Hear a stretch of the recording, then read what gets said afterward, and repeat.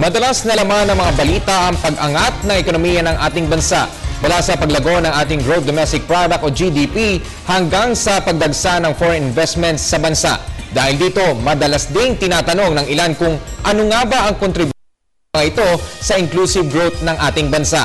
Ngunit ano nga ba ang tinatawag na inclusive growth at papaano ito nagiging basehan sa paglago ng isang bansa? Alamin natin ito sa ulat ni Bianca Piedad.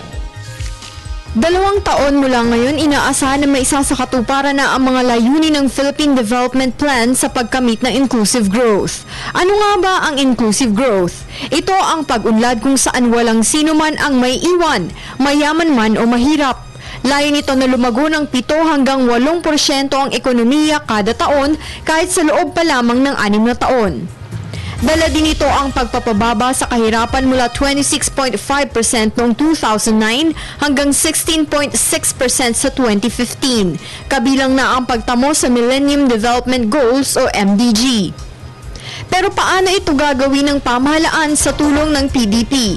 Ito ay sa pamamagitan ng pagpapagawa ng mga tulay at daanan at iba pang proyektong pang-infrastruktura, pagkakaroon ng bukas at mamahala, pagpaparami ng trabaho na aabot sa 1 milyon kada taon at pag-usbong ng mga negosyo, pagsasaayos din ng pananalapi ng bansa at ang pag-aangat ng kagalingang pantao at mas pinabuting serbisyong panlipunan.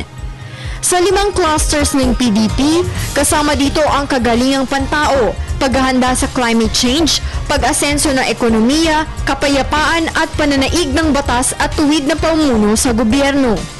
Sa PDP, kasama ang bawat isa sa plano, pag-asenso at benepisyo na dapat matamo ng mga Pilipino. Para sa Telebisyon ng Bayan, Bianca Piedad.